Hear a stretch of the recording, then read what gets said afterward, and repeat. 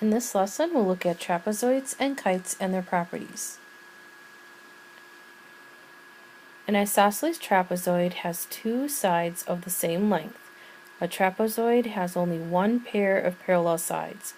Therefore, a trapezoid is never a parallelogram. If it's isosceles, the base angles are congruent and the diagonals are also congruent.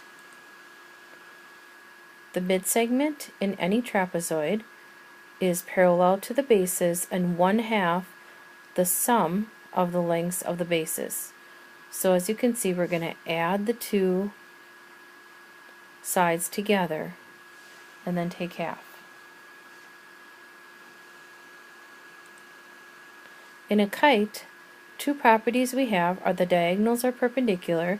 That means that we have a 90-degree angle where they intersect, and one pair of opposite angles are congruent.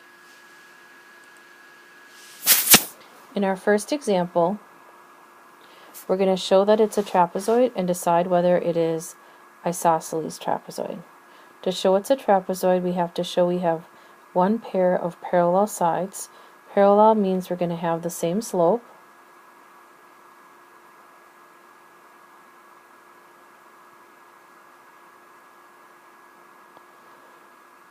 So if we look at the slope of BC,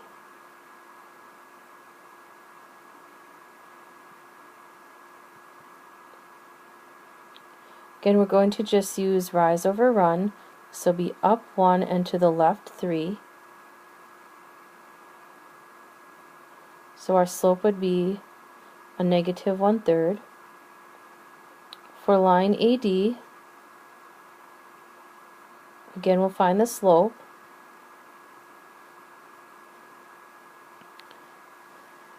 For that one, we're going down 2 and to the right 6, which simplifies to negative 1/3 as well. So same slope means that they are parallel. If it's isosceles, it means that the sides would be the same length. So if we look at the sides, we use the Pythagorean theorem to help us figure that out. So this is 4, 2. We'll figure out this side. 4 squared plus 2 squared. 16 plus 4 equals 20. So square root of 20. On the other one, we have 1 by 5.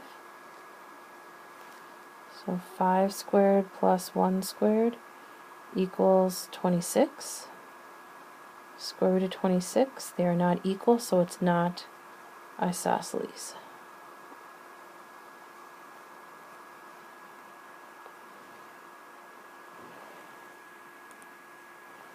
In our next example, if it's isosceles, the measure of A is 42. Find the other angles. The base angles are congruent, so this is 42. We also know that the total equals 360. We've used 84 degrees. 360 minus 84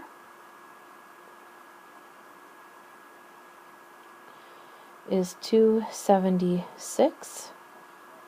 Divide by 2.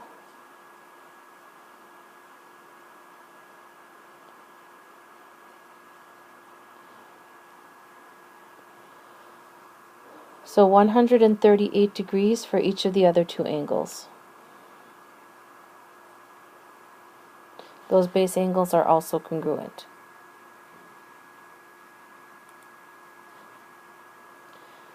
In the next example, we'll find the midpoint, or midsegment, not the midpoint, midsegment. So to find the midsegment, we add the two bases.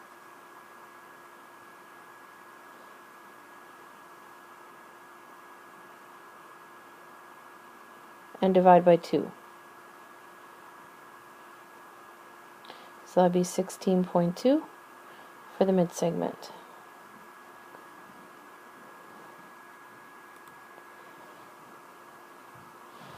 In our next example, we're finding the length of the midsegment in the trapezoid once again. On this one, since we're already given the side lengths, we can again use the Pythagorean theorem to find the length of the midsegment. So if we look at 4 and 4 units, Pythagorean theorem, 4 squared plus 4 squared would equal 16 plus 16, so 32. So it would be the square root of 32.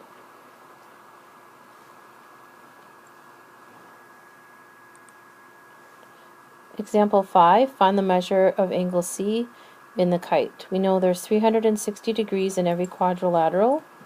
We'll subtract the two angles, so it's 130.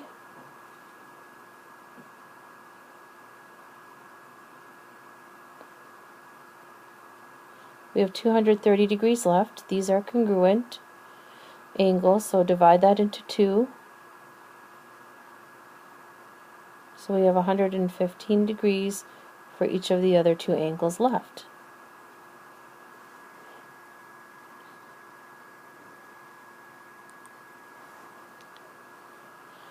In our last example, we're looking for a specific name for the quadrilaterals. We have opposite sides, one pair of opposite sides parallel. That makes it a trapezoid. We have the other sides are congruent, so that makes it an isosceles trapezoid. And that's all for our lesson today.